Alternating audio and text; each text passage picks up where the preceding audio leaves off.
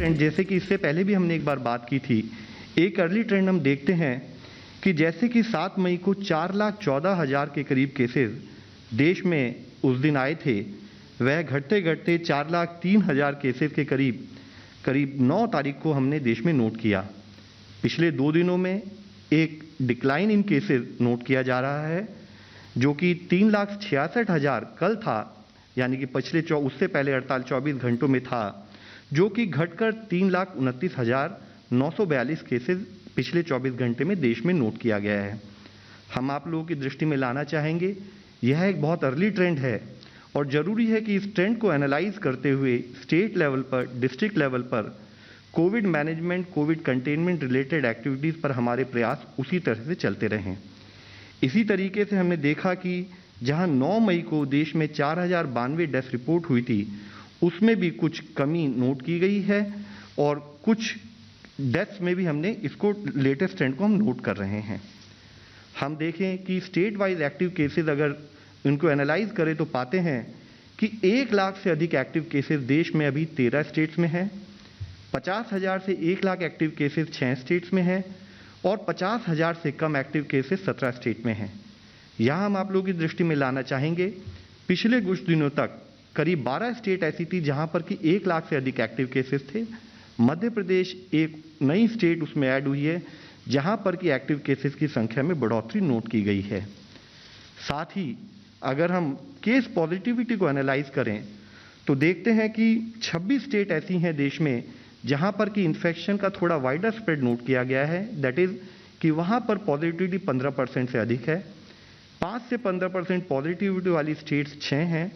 और less than 5% positive वाली states 4 states हैं देश में। इसमें भी हम देखें तो पाते हैं कि 9 स्टेट ऐसी हैं जहां पर कि 25% से अधिक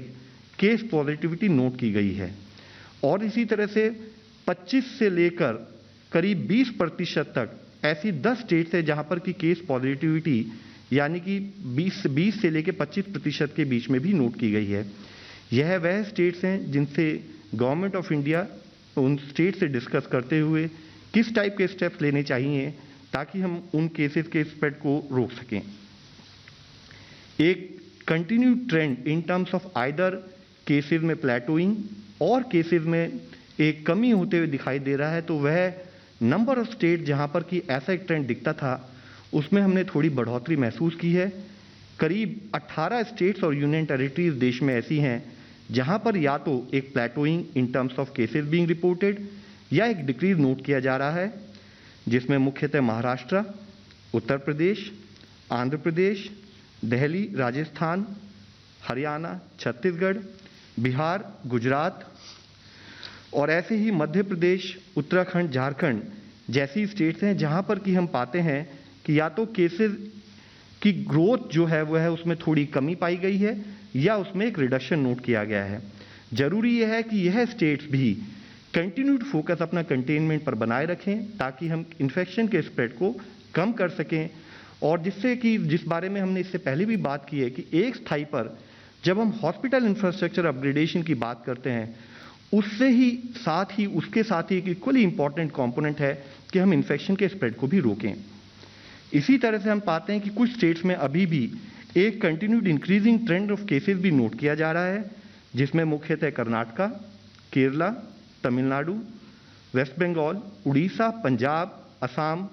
जम्मू कश्मीर और गोवा जैसी स्टेट्स और यूनियन टेरिटरीज हैं। इसी तरह नेक्स्ट में देखें तो हम पाते हैं कि सिमिलरली हिमाचल प्रदेश, पुडुचेरी और त्रिपुरा, नागालैंड और अरुणाचल प्रदेश में भी एक इंक्रीजिंग ट्रेंड इन केसेस नोट किया जा रहा है। यहाँ यह समझना जरूरी है कि अगर हम देखें जैसे त्रिपुरा या नागालैंड जैसी स्टेट्स में एब्सोल्यूट नंबर ऑफ केसेस कम होते हुए भी यह ट्रेंड चिंता का विषय है। जरूरी है कि हम सब मिलकर इन्फेक्शन के स्प्रेड को इन स्टेट्स और यूनियन टेरिटरीज वगैरह में भी फैलने से रोकें। ओवरऑल ऐसे कुछ जिले जहां पर कि हम केसेस में एक कमी होती देख रहे हैं वो भी हम आप लोगों की दृष्टि में लाना चाहेंगे, जिसमें मुख्यतः मैं पुणे, लखनऊ, वाराणसी, रायपुर और दुर्ग के बारे में बताना चाहूँगा, जहां अगर आप देखें तो वीक ऑन वीक बेसिस पर कंटिन्यू डिक्रीज हमें यानी कि 19 से 25 अप्रैल से लेकर 3 से 9 के बीच में कंटिन्यू डिक्रीज इन केसेस दिख रहा है। जरूरी है कि यह डिस्ट्रिक्ट्स अपने एफर्ट्स को उसी मोमेंटम से जारी रखें ताकि हम केसेस की संख्या और कम कर सकें। इसी तरह से कुछ और जिलों में भी पिछले 2 हफ्ते में एक जो डिक्रीज दिखा है, जैसे पटना में, पालगढ़ में, रांची में, कानपुर नगर उत्तर प्रदेश में जिस तरह से एक ट्रेंड दिख रहा है, जरूरी है कि हमारे एफर्ट्स उस डायरेक्शन में उसी सतत मोमेंटम के साथ चलते रहें। एरियाज ऑफ कंसर्न के रूप में हम देखें तो पाते हैं कि कुछ ऐसे भी जिले हैं जहां पर केसेस में ग्रोथ भी नोट की जा रही है, जिसमें मुख्यतः अगर आप देखें बेंगलुरु अर्बन, देहरादून, ईस्ट गोदावरी आंध्र प्रदेश, विशाखापट्टनम, चेंगलपट्टू और तिरुवल्लुर तमिलनाडु, इनमें आप देखें तो पिछले 15 दिनों में एक कंटिन्यूड ग्रोथ ट्रेजेक्टरी दिख रही है। जरूरी है कि यहाँ पर कंटेनमेंट एफर्ट्स और एक अधिक हम उस पर पर्याप्त मात्रा में करें ताकि हम केसेस का इन्फेक्शन का स्प्रेड को रोक सकें। एक पॉजिटिव और न्यूज़ भी हम आप लोगों की दृष्टि में लाना चाहेंगे। हमने एनालाइज किया तो पाया कि कुछ ऐसे जिले हैं देश में जहां पर कि एक स्थाई पर टेस्टिंग बढ़ाई गई, लेकिन साथ ही वहां पर पॉजिटिविटी में भी डिक्रीज नोट किया गया। तो जैसे उन जिलों की संख्या 15 से 21 अप्रैल के समय में 73 जिले ऐसे थे जो बढ़कर 22 से 28 अप्रैल में 125 जिले हुए, और 29 अप्रैल से 5 मई के अगर उस पीरियड को एनालाइज करें तो हम देख रहे हैं कि ऐसे जिलों की संख्या भी बढ़ रही है, which is a positive trend and this needs to be continued. हमारे देश में जैसे कि हमने इससे पहले भी चर्चा की है कि 10% से पॉजिटिव जिन राज्यों में, जिन जिलों में हमने देखी है, वहां पर strict containment, stringent containment measures लिए जाएं। तो ऐसे जिलों को भी हम आप लोगों की दृष्टि में लाना चाहेंगे, जिसको हम अपनी वेबसाइट पर भी डे टू डे बेसिस पर हाईलाइट करते हैं, जहां पर कि हम स्टेट्स और डिस्ट्रिक्ट्स के साथ मिलकर एफर्ट्स कर रहे हैं कि वहां पर इन्फेक्शन का स्प्रेड कम किया जा सके। ऐसे 533 जिले भी हैं देश में जिस पर जरूरत है कि स्ट्रिंजेंट एक्शन उसी स्थाई से चलते रहें। एक पॉजिटिव न्यूज़ और हम आप लोगों के सामने लाना चाहेंगे। अगर हम देखें कि डे ऑन डे जो देश में केस की पॉजिटिविटी नोट की जा रही है, तो 27 अप्रैल के बाद हम ये पाते हैं कि 27 अप्रैल पर देश में जो केस पॉजिटिविटी थी 19% थी ओवरऑल देश की, जो कि आज अगर पिछले 24 घंटे का डेटा देखें तो पाते हैं 18%, यानी कि करीब 14 दिन बाद हमने एक overall trend in decrease in positivity across the country note किया है।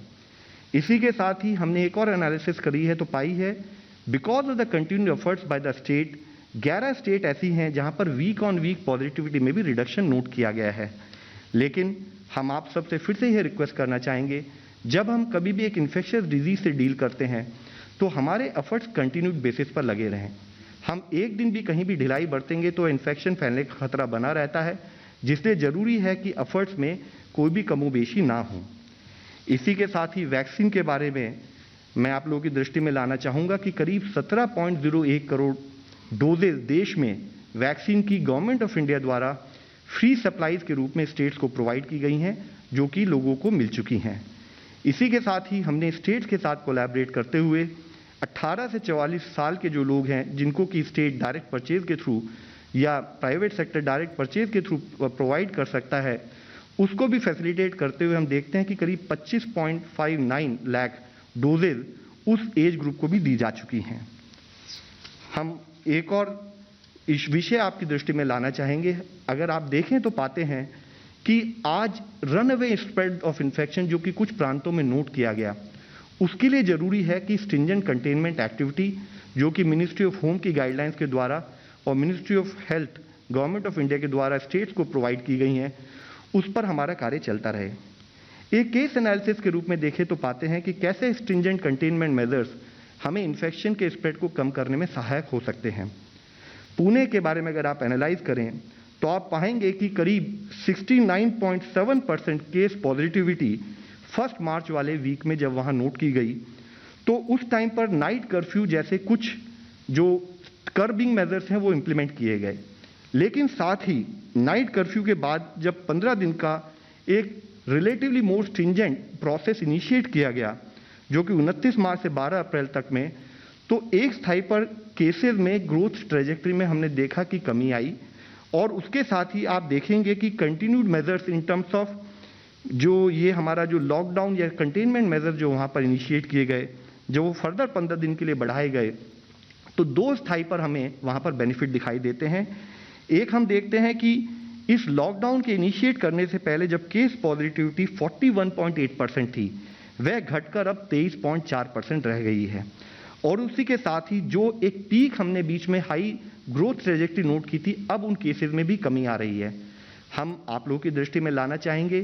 कि night curfew coupled with restrictions on mass gatherings, on avoiding intermingling of people,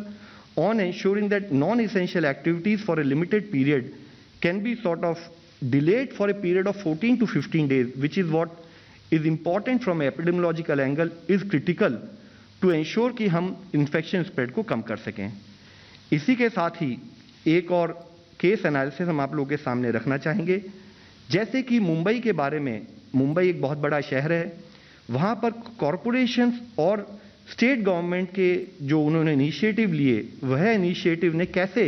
वहाँ के प्रोसेस को, हॉस्पिटल एडमिशन को एड किया, वह हम आप लोगों को बताना चाहेंगे। मुख्यतः वहाँ पर किया ये गया कि सिटीजन एंगेजमेंट के लिए जो कंट्रोल रूम का था, वह मुंबई कॉरपोरेशन के लेवल पर ना करते हुए उसको 24 वार्ड में 24 कंट्रोल रूम बनाए गए और जितने भी वहाँ टेस्ट रिजल्ट्स आते थे, उन टेस्ट रिजल्ट्स को मेन कंट्रोल रूम में लेते हुए, जो भी लैब थी उनसे डेटा लेते हुए उसको वार्ड वाइज सेग्रीगेट किया गया और सेग्रीगेट करके उन respective ward wise control rooms को भेजा गया। इन कंट्रोल रूम में नॉट ओनली टेलीफोन ऑपरेटर्स, वहाँ पर डॉक्टर्स और मेडिकल सपोर्ट स्टाफ प्रोवाइड किया गया, उनको एम्बुलेंसेस के साथ कोऑर्डिनेट किया गया, जो कि एनालाइज करता था कि उस पर्टिकुलर वार्ड के रहने वाले जो लोग पॉजिटिव आए हैं, उनको जिसको भी एडमिशन की ज़रूरत हो, वह उनको उन एम्बुलेंसेस के द्वारा रेस्पेक्टिव हॉस्पिटल्स में एडमिशन कराते थे। इन प्रोसेस की वजह से और इन प्रोसेस के पार्ट के रूप में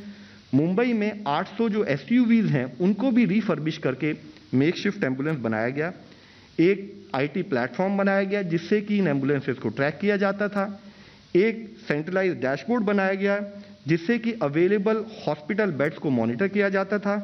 ऐसे ही एक system for procuring hospital bed establish किया गया और जितने भी ये कंट्रोल रूम थे, उन्होंने कोऑर्डिनेटेड एफर्ट ये किया कि पेशेंट को हॉस्पिटल बेड मिलने में समस्या ना हो। इस टाइप के इनिशिएटिव मुंबई ही नहीं और बहुत से प्रांतों में गवर्नमेंट ऑफ इंडिया की जो दिशा निर्देश हैं, उनके तहत चल रहे हैं। हमारा एफर्ट आप लोगों के द्वारा बताने का यही है कि जरूरी है कि ये पॉजिटिव एफर्ट नेशनल लेवल पर सब लोग मिलकर करेंगे तो हम ओवरऑल प्रोसेसेस को ईज कर पाएंगे। इसके साथ ही मैं आप लोगों की दृष्टि में लाना चाहूँगा कि group of ministers headed by health minister union government और जो कंसर्न मिनिस्टर्स हैं, उन्होंने रिसेंटली कोविड-19 की सिचुएशंस का, प्रिपेयर्डनेस का और उसकी प्लानिंग अक्रॉस द स्टेट उसको एनालाइज किया और उससे संबंधित कैसे इन्फेक्शन स्प्रेड को रोका जाए दिशा निर्देश जारी किए। साथ ही यूनियन हेल्थ मिनिस्ट्री ने डिजास्टर मैनेजमेंट एक्ट में एक नेशनल पॉलिसी ऑफ एडमिशन को भी रिसेंटली इनंसिएट किया है, जिसमें मुख्यतः मैं आप लोगों को बताना चाहूँगा, हमने स्पेसिफाई किया है कि कोई भी